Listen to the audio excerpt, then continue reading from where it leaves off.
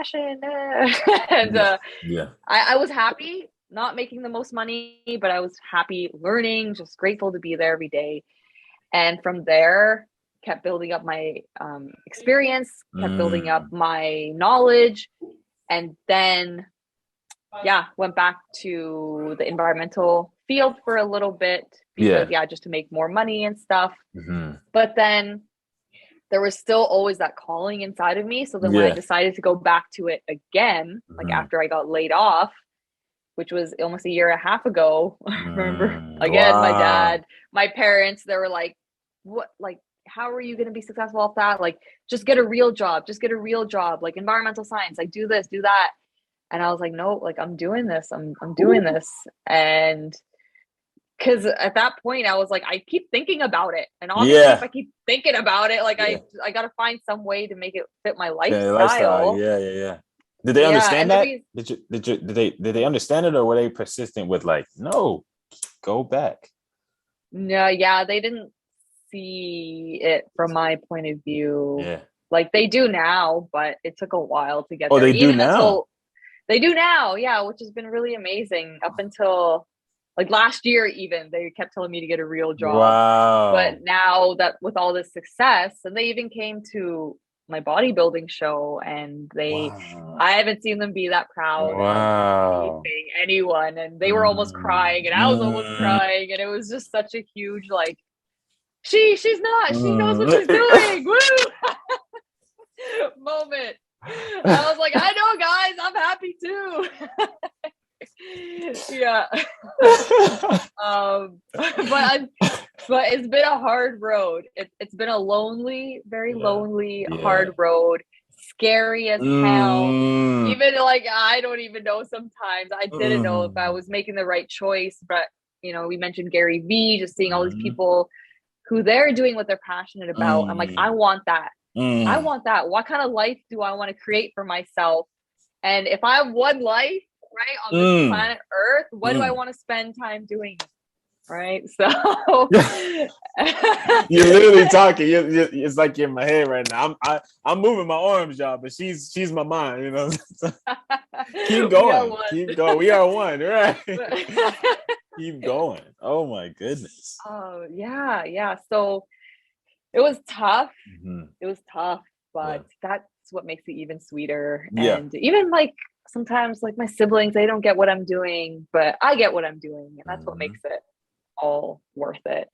So What would you tell someone who is listening to this right now and they are where you were a year or a year and a half ago, in regards to your passion? What would you tell someone who's like, man, they're surrounded by people who just aren't supportive? They're not supportive, but not only are they not supportive, they're telling them just the opposite. You're not going to be this. You're not going to do this. You're stupid. This is crazy.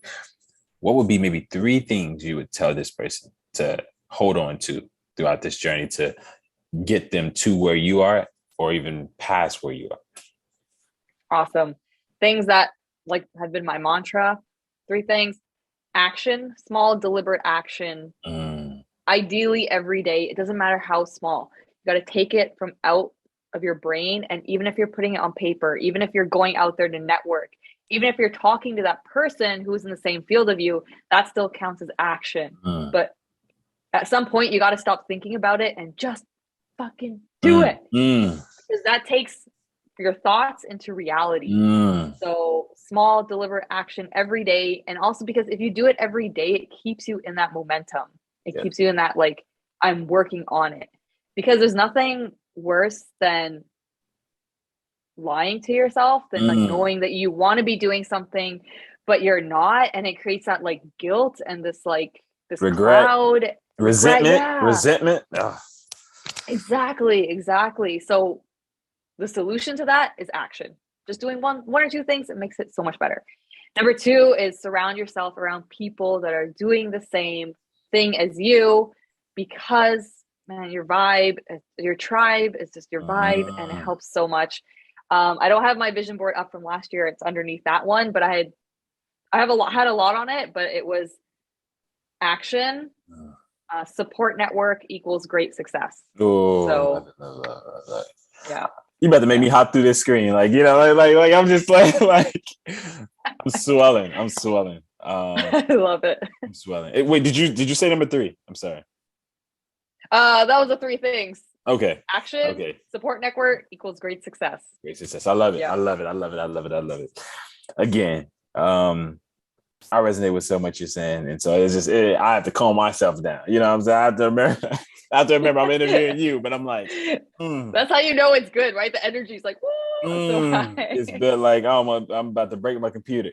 You know, like, but it's just really, I resonate with, and again, I'm not quite where you are. You know, so your success is also inspiration for me. It's like, because again, I'm still just trying to figure the thing out and things of that nature. But it's like this works. It works.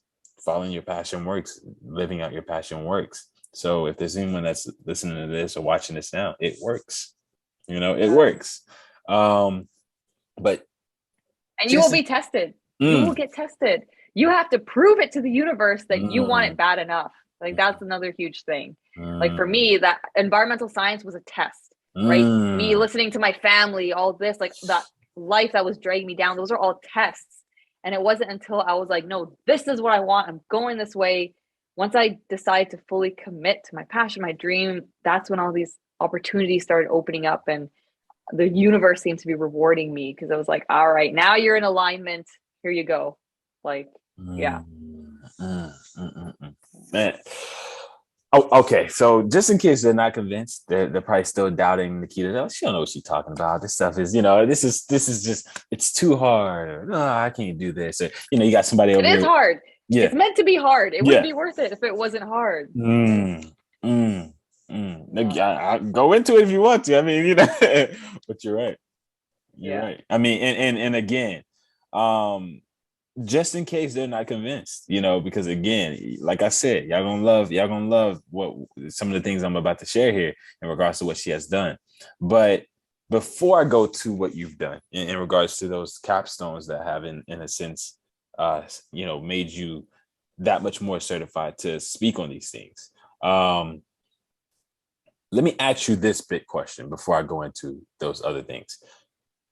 When it comes to, again, my channel is about fitness, and usually I do these interviews in regards to fitness. You've shared a little bit already in regards to how your childhood or how your past and child experiences have led you up to where you are today.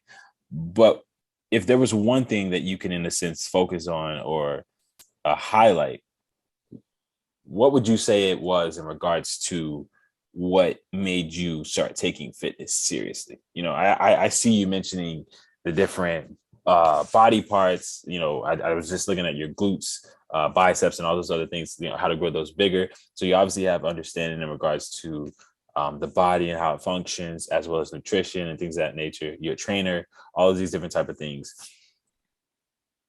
But we also know obesity in terms of just the world in general, let alone America, is a huge thing. Most people don't take fitness seriously. Most people can care less. What made Nikita finally go, it's this, I have to take this seriously. I have to see this as a lifestyle and not just a seasonal thing I do.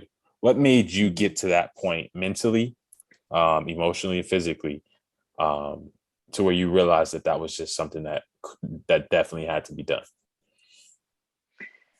I think this is such an important question, because that click for me, it was when I was about 22 years old. So I'd already been an athlete. I'd already dabbled in the gym a little bit. I was like maybe intermediate. Yeah. And I had just been actually fired from one of my environmental jobs. And I was living in my parents' basement. And I was like, well, here I go, applying for more environmental jobs. But like something inside of me hated it, didn't want to do it. Right. So I was procrastinating it.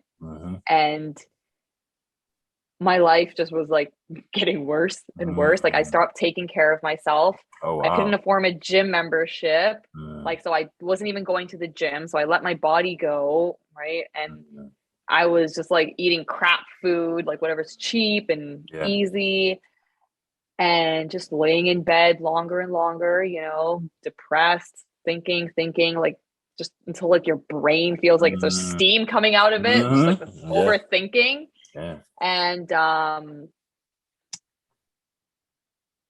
just not taking care of myself. And then I hit a rock bottom, I would say. Rock bottom, one of the rock bottoms in my life. Yeah. And from there, I remember I was like sitting in bed one night and I was like scrolling through YouTube, but I never gave up. There was always something. I was like, and I was watching this Arnold Schwarzenegger motivational video, and something in it he said was pretty similar to what I said. Like, if you have a dream or a goal and you do one thing towards it every day, eventually you'll be successful. So I was like, okay, I don't even have a freaking goal. I don't have a purpose. Like, what am I going to pick? I need to pick something small. And I was like, well, I want to pick something that makes me feel good.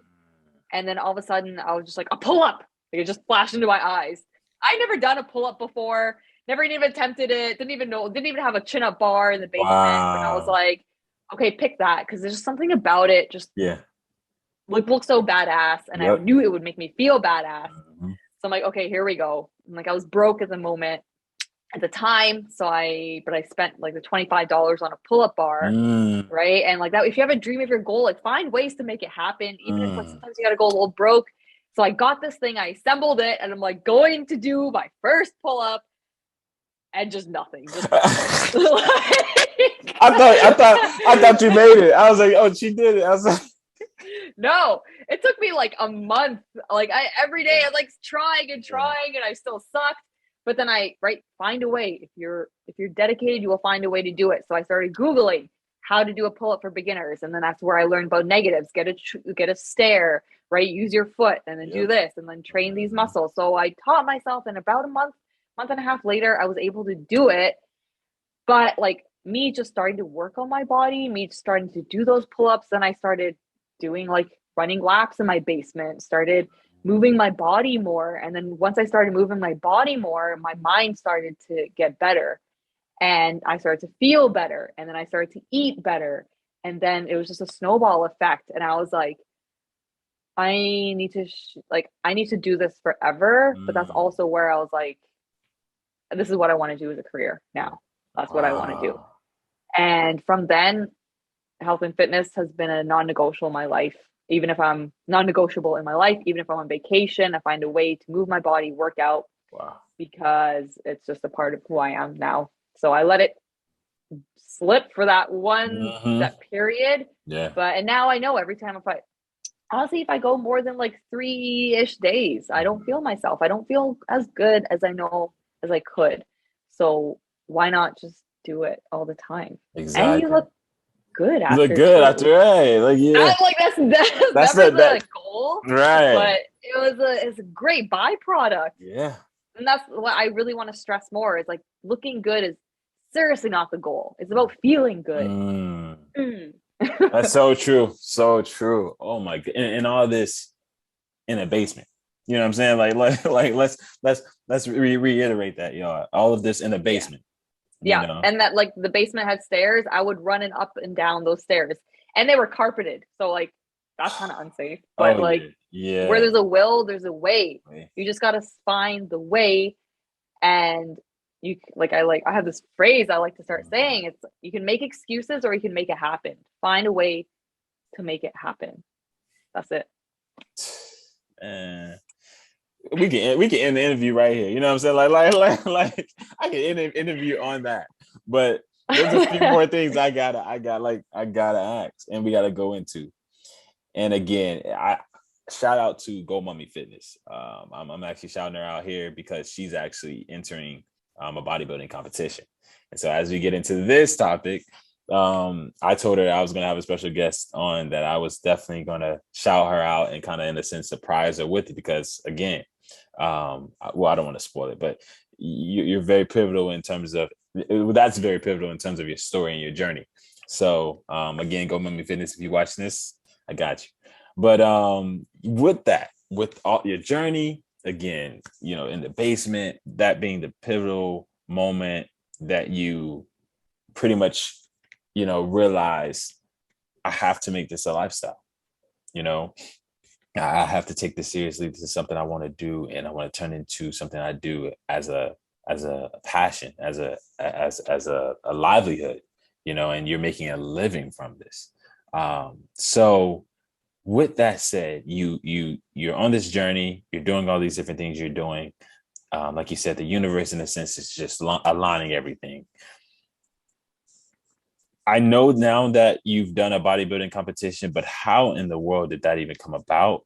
Because I know, I to some sense, with just my limited knowledge, I know what it in some sense takes with Gold Mummy Fitness. She's sharing her journey. She's sharing the meal. She's sharing the trainer and all these different things. She's going through that whole process because I think she has a show in August. But what made Nikita? What what made you go there? What was could you walk us through just the steps of how that came about? Was it just you in general that one day just like to pull up, hey, I'm going to do a competition? Like, was it that? Was it someone that came up to you and said, I could build this, I could train this? How did this all start? Yeah, it was a blend of both, to be honest. So because I loved working out in that traditional bodybuilder style workout, Mhm. because I loved feeling that mind to muscle connection and Yeah. just being in that gym and just, you get the pump Yep. and it Mhm. feels amazing. So I was like kind of a natural shoe-in. I was like, I'd be stupid not to do this bodybuilding Oh, show. Like I was like, I already look yeah, good and good. I'm not Yeah. even like competing. Yeah. That was only like 4 or 5 years ago when I decided, like when I wanted to start doing it. But what stopped me 4 or 5 years ago was the stigma. Honestly, I was like, I don't want to be one of those competitors that's all they do. They seem like they don't Mhm. got a lot going on up Oh, yeah, here. yeah, yeah. Like, I'm sorry to anyone who does that, but I was like, I don't want to be just one of those like Yeah. girls, and they seem really catty in that Mm, industry, and yeah. I'm just not one of them. And especially like growing up being bullied by girls, I was like, no thanks. Yeah, yeah. Um, but then I kept wanting to do it. It kept being something that was like nagging at me. So then last year, when I hired my business coach, who's also a personal trainer, we had a chance to work out together, and he was like, you should do a show. You would do freaking great. Like, I could, Mm, if we just worked on this, you would do yeah. amazing.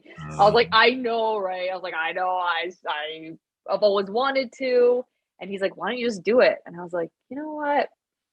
Fuck it. All right, let's do it. I'll do yeah, it. yeah, yeah. And I remember that when I decided, most competitors, they start prepping 16 weeks before the show. Yep. I started 10 and a half weeks before the show. Whoa. So I was already like fighting against time. Oh my goodness. I had a good base, like, because I'd been working out for 12 years already. So but the dieting and all that kind of stuff, like, it wasn't easy, but Man. yeah, no, I did it and I got first place, and it was just amazing. It was amazing. Freaking 10 weeks, 16 weeks. 10 Because weeks. 16 weeks is, again, going fitness, she's doing that now, but 10 weeks, you're Yeah. pressing against time and you got first place. What the world? Like, I mean, like, That's how I did it. That's how my TED Talk happened too. Like, yeah. the opportunity came up, and then the organizer for the event said, "Hey, there's a spot that opened up. You have 3 weeks to do 3 months of prep. Are you up for the challenge?" And I was like, "Yes, let's do it." And yeah, that's the way. Honestly, my mindset is what got me through those things. That's Mm. it's all about mindset. Yeah. If you have 3 weeks to do 3 months of prep for the TED Talk, Hmm. so you're late to everything. But like, again, it's like what the heck? Hold on. So Yeah, late to the what? party. Yeah, yeah. I wouldn't want to do something like that again. I mean, I will, but Yeah, yeah, yeah. But 3 weeks. Yeah, right. yeah, like I proved to myself I did it. But oh man, Oh. like stress, I had to mitigate like stress. Ooh. I had to like it was a lot of work, but when opportunities present themselves, you're never going to be quite ready, and sometimes you just got to go, right? Yeah. So okay. Can you take us back to the day of the competition with the body. But before we get into the TED Talk, Right. the bodybuilding competition itself, were you expecting on that day to win? Were you expecting on that day to be first place? No, I didn't look at the other competitors. I didn't want to know. That was such right. I was like, I'm just gonna work as hard as I can, put my 110% into it, and see what happens. But the fact that I didn't know what they might look like, that there could be some girl that's bigger than me. When I was in the gym, I was like, no bitch better be bigger than me. I'll show you. I'm super competitive too, right? I love And it. Oh my goodness. and one of my really good friends, she asked me, she's like, would you have been okay going into it not winning? Like, what if you didn't win? And I was like, yes, because I know I tried my goddamn hardest every single day up until I got on that stage. So regardless if I had won or lost, I had won in my eyes. And I know I had given it my all. And that's all I can ask for. It was also like a big redemption for me because, well, like me doing this bodybuilding thing was another step in the right direction, but it was also like pushing the naysayers, like my parents, like everything that society says like I should do away. And like the last year of high school, my dad actually made me quit rugby because my grades weren't good enough. Wow. So, I know everyone's responsible for their things in life, but I quit and I was super sad about that. And then again, this like personal training thing, like my dad was like, get a real job. Like, we can't do this forever. Right. So this bodybuilding thing, and even like tracing back to when I was in Inuvik in the north, I was in about grade 2 or 4. And I was in a track and field meet.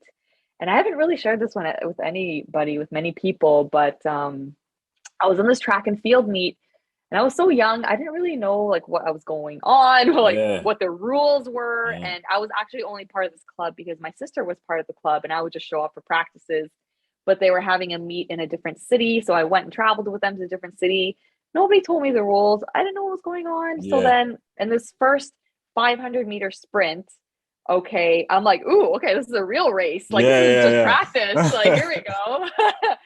And again, it was like that wild stallion, like running out of those gates. And so when I started running, oh my God, I was like meters ahead of the other girls. I just blew past them. And I was younger than them too. I felt so bad. I was beating them by so much that at the finish line, I slowed down because I was like, oh, I got overconfident, a little cocky. So I slowed down and I missed the cutoff by 1 second. Okay. What? Yeah. So, and I got so discouraged by that. And I was so sad. Yeah. And I was like, what? And then as I was running off the track before I knew I had even not made the cutoff, like I was walking off and these girls against the fence, they were like, bad job, really bad job. Like they were so mean to me. And that was one of those things, I think that like stopped me from doing the bodybuilding show too, right? Those girls were mean to me. I don't want to be in that atmosphere. But then when I was like, no, I'm doing this and I'm not going to let my fear or anything stop me. This is for me. This is what I want to do.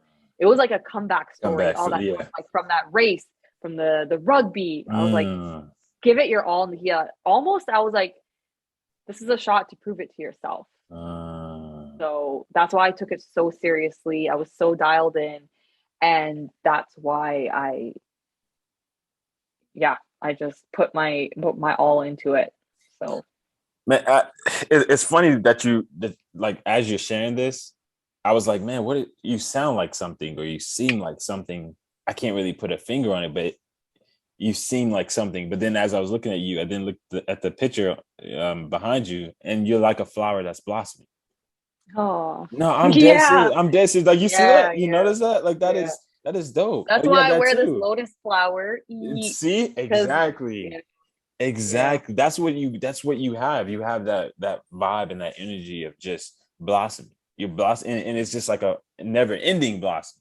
You know what I'm saying? So it just seems like you're just, seriously, the stories that you're telling me, I see this this flower that's just curled up, but at the same time, there's a swollenness there because you're ready to push through, but you just don't really know how. And like you said, the bodybuilding was one of those things, that those comeback stories where you channeled all those things that happened, all that past stuff. And like you said, you just shared this story that you say you haven't really talked about, even something like that. And that probably just kind of came up in your head unconsciously or subconsciously, in the sense, because you're literally pushing through all the things that you've been through.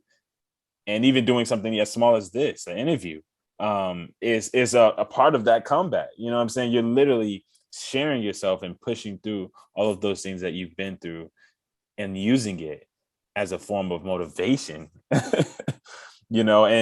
to see that it got you first place in a bodybuilding competition, it speaks for itself. I mean, that's no small thing, guys. When I stress that, when I emphasize this aspect of fitness, and again, was it natural? Was it natural bodybuilding competition? It was natural. Wow. Yeah, I don't want to put that stuff in my body. I'm Yeah, sure yeah, I look great, but no thanks. yeah. Because I definitely. But again, you look that good to where I had to ask. And I was like, oh, thank you. Yeah, you look like it's definitely, you look amazing.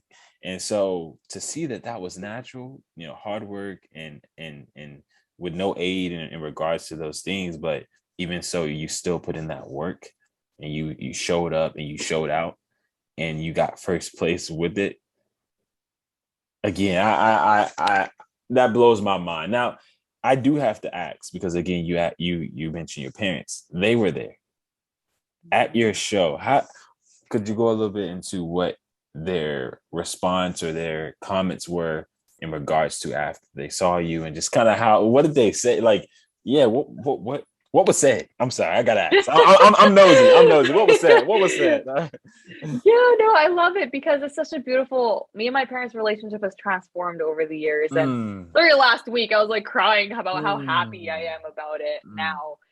And I remember when I first signed up for this show, I told my dad, I was like, I'm doing a bodybuilding show, and he's like, oh yeah, okay, whatever. Like, he didn't really believe me, but then,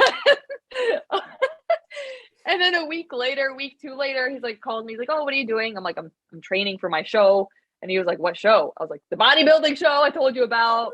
And he's like, oh, you're actually doing that. And I'm like, yeah, I'm doing it. And he was like, okay, like, send me the website and like give me some information about it. Okay, you're like, what's she doing? And when I sent him the website, he called me back like 10 minutes later. He's like, do you know what you're getting yourself into? Like, this is crazy. Like, you have to like train hard. You have to like eat really good and like do all this kind of stuff. I'm like, yeah, I know. Yeah. I'm doing it right now. Right? Right. Yeah. Like, trust me, I know what's involved. Wow. And he was like, okay, like, good luck. And then, we would talk every now and then, and I could tell he's like, oh, he's just training for it. And so then when it got closer and closer to the date, like, I could tell they were like getting excited. They were actually like interested. And then about halfway through, I was like, are you guys, I would love if you could come to my show. And they were like, of course, yeah, like, we'll be there to support you. Because they were kind of scared, but my parents at the end of the day, they love me. They want the best for me. Yeah. And they're like, if she's going to do this, like, and at this point in my life, they know there's no stopping me. There's no stopping. You're right. Like, yeah, it's the first time I brought a white guy home, like, that's game over. Like, they knew they had no control over me. There's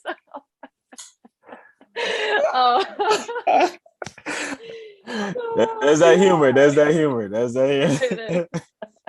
But true story. But humor. True story. That's a whole other story.